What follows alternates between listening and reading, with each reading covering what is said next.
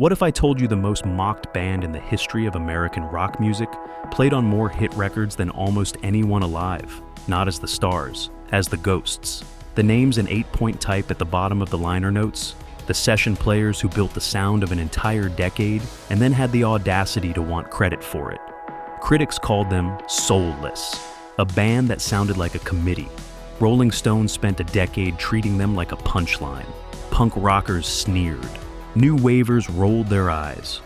And while everyone was busy laughing, 6 men from North Hollywood quietly assembled the most precise album of 1982, won 6 Grammys, and watched their biggest hit, a song they almost cut, a song their own guitarist called Dumb, become one of the most streamed recordings in human history. That song is still playing, right now, on a loop in the Namib Desert, powered by solar batteries, for whatever life form wanders past. If you haven't done so, like and subscribe. Here is how Toto went from the most reviled band in America to a punchline that outlived all the jokes. To understand what Toto built, you have to understand where they came from. Los Angeles in the early 1970s had a shadow economy running underneath the music business. While the stars got the covers of magazines and the sold-out tours, there was another tier of musician, the session player, the invisible professional, the person who showed up at 10 in the morning, read the chart, played the part perfectly on the first or second take, collected a fee, and went home. No credit, no spotlight, just the work. Toto was built almost entirely from that world. David Paich was the son of Marty Paich, a respected arranger and session musician who had worked with everyone from Sammy Davis Jr. to Ray Charles. Jeff Porcaro was the son of Joe Porcaro, a veteran jazz drummer whose hands had been on hundreds of recordings. These were not kids who stumbled into music. They were born into it the way other kids are born into family businesses. By the time they were teenagers, they could read charts, play in any style, and keep their mouths shut in a professional studio, which in Los Angeles in the 1970s was worth more than talent alone. Paich and Porcaro met at Grant High School in North Hollywood. They started playing together early and kept finding each other on sessions, because the LA session world was small and the best players kept circling back to the same rooms. They brought in bassist David Hungate, guitarist Steve Lukather, keyboardist Steve Porcaro, Jeff's younger brother, and eventually a vocalist named Bobby Kimball. 6 players, all professionals, all with session credits that would fill a wall. The records they played on before forming Toto were not obscure. Paich co-wrote 5 tracks on Boz Scaggs' Silk Degrees in 1976. Come on, tell me that you're lonely, dear. I've been feeling... including Lowdown and Lido Shuffle, an album that sold over 5 million copies in the United States. Lukather would later play the main guitar part on Michael Jackson's Beat It.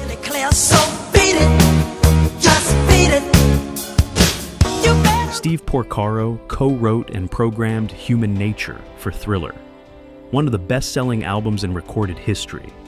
Jeff Porcaro played drums on Beat It as well. These were not passengers, they were the engine. When they formed Toto in 1977 and released their debut album in 1978, the hit came fast. Hold the Line reached number 5 on the Billboard Hot 100. The album went platinum. The critics, however, were unmoved. Rolling Stone and the tastemakers of the punk and new wave era had no patience for polished, technically precise pop rock made by men who looked like they belonged in a recording studio. The music was too clean, too professional, too everything that punk had declared war on. And here's the thing about that criticism. It never stopped. Through Hydra in 1979 and Turn Back in 1981, 2 albums where the band chased their own prog rock instincts and drifted away from radio. The commercial results thinned and the critical disdain held firm. Columbia Records watched the sales numbers drop and called a meeting. The message was plain: deliver a hit record with the next album or the contract was finished. You probably remember what came next, even if you have spent 40 years pretending you do not. But here is what nobody tells you about Toto IV. The band did not walk into the studio confident. They walked in with their backs against the wall. Columbia had been explicit. One more indulgent album, and they were done. Lukather later described it as a do-or-die record. The label had given them 3 albums to find themselves and watched 2 of them stall.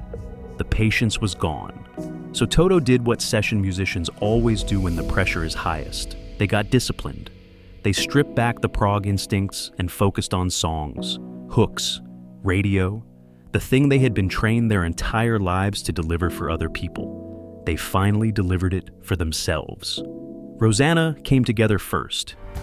She's gone, and I have to say, David Paich wrote it as a tribute to actress Rosanna Arquette, who was dating Steve Porcaro at the time. The drum pattern Jeff Porcaro built underneath it, a blend of John Bonham's groove from Fool in the Rain and the ghost notes of jazz drummer Bernard Purdie, was so precise and so infectious that it became a template studied in music schools for decades afterward. The shuffle he invented for that song now carries his name. Drummers call it the Porcaro Shuffle. Rosanna peaked at number 2 on the Billboard Hot 100 and earned the band a Grammy for Record of the Year. But here is the turn.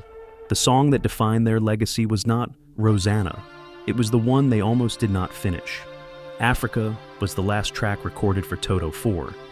David Paich had written it alone. Wild dogs cry out in the night as they grow restless, longing. Inspired by years of watching UNICEF commercials, reading issues of National Geographic, and a late-night documentary about the African continent that left images in his head he could not shake.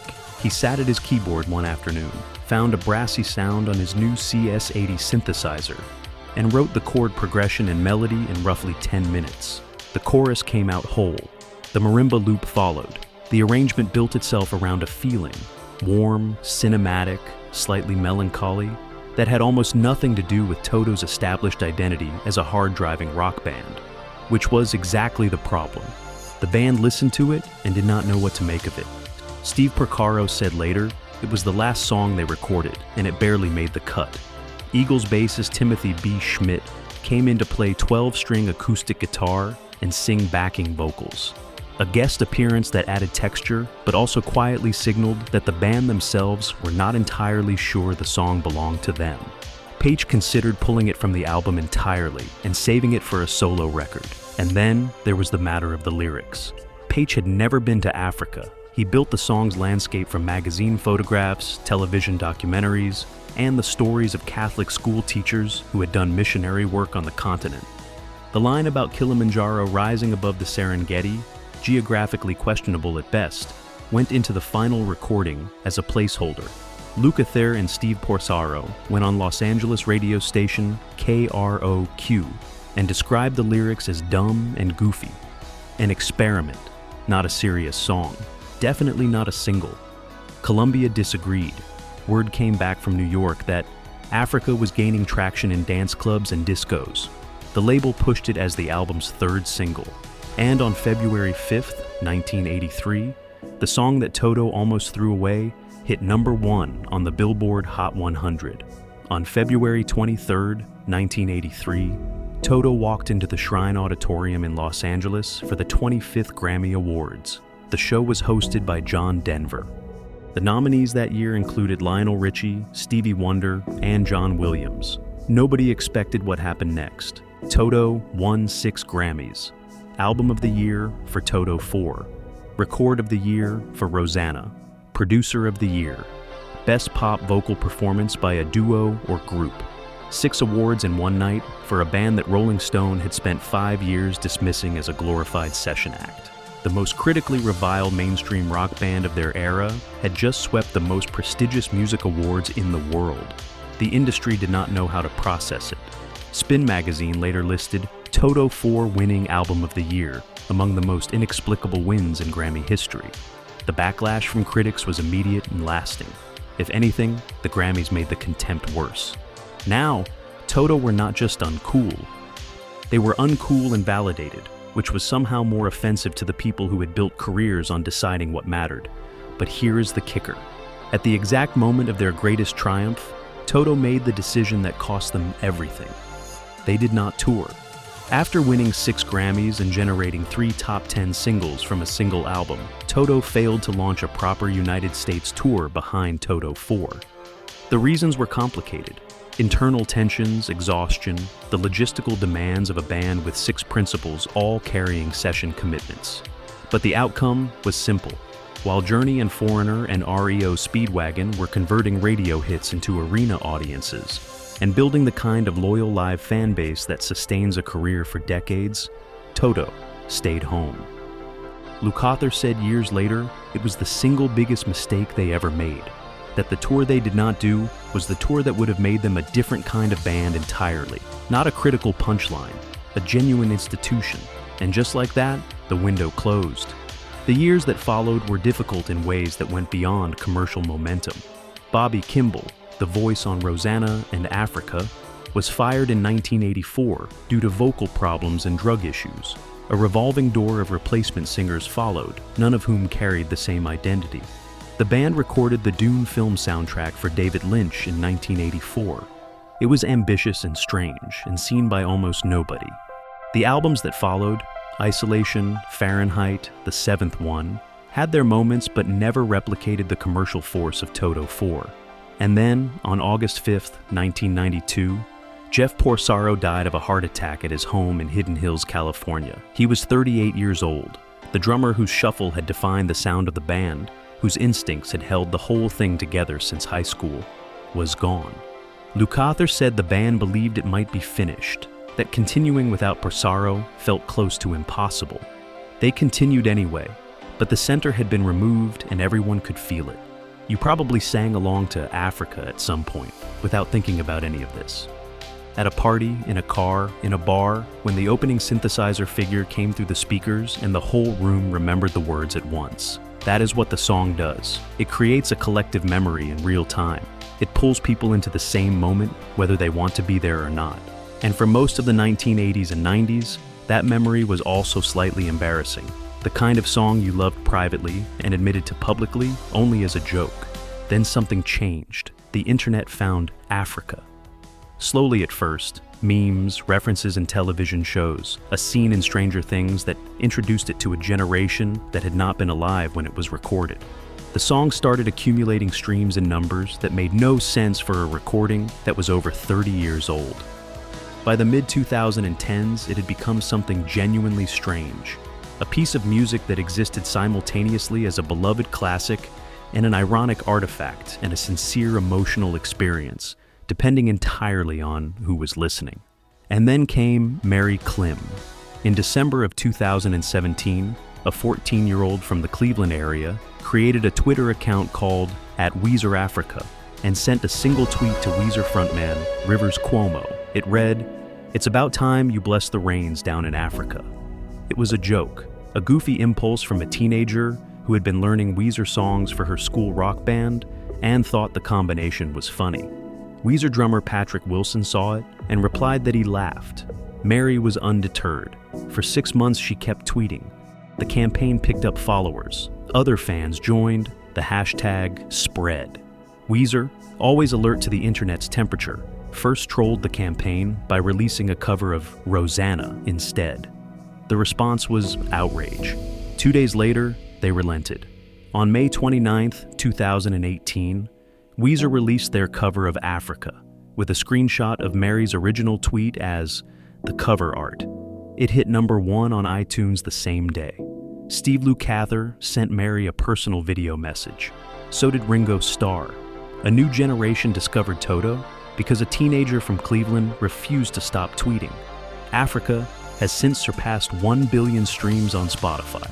It has surpassed 1 billion views on YouTube. It is ranked number 452 on Rolling Stone's 500 Greatest Songs of All Time. The same magazine that spent a decade dismissing the band that made it. A solar-powered sound installation in an undisclosed location in the Namib Desert plays it on a continuous loop. As long as the sun produces energy, which scientists estimate will continue for roughly 5 billion more years, Africa will be playing somewhere on Earth. The lyrics are still goofy. Kilimanjaro still does not rise like Olympus above the Serengeti. Paich still laughs about it. And Lukather, the man who called the song dumb on the radio in 2018, has since eaten every one of those words. He said, Africa has become a standard, that he is proud of Paich for writing it, that they have outlived their haters and the song has been very good to him. He is not wrong. Here is what the Toto story actually is, underneath all the Grammys and the memes and the desert speaker playing forever into the dark. It is the story of people who were too good at their jobs to be taken seriously. Session musicians are supposed to stay invisible. That is the deal. You play the part, you cash the check, you go home. The star gets the cover. The engine gets nothing. Toto broke that deal. They stepped out of the shadows and said the music we make for ourselves is worth hearing. And the critical establishment never forgave them for the presumption. So the critics sharpened their knives. Punk credibility was invoked. New wave authenticity was weaponized. Every polished chord and precise drum fill was held up as evidence of a band that felt nothing, meant nothing, stood for nothing.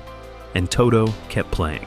They played through the sneering and the Grammy backlash and the MTV mullets and the revolving door of singers and the loss of Jeff Porcaro and the long, quiet years when nobody was paying attention.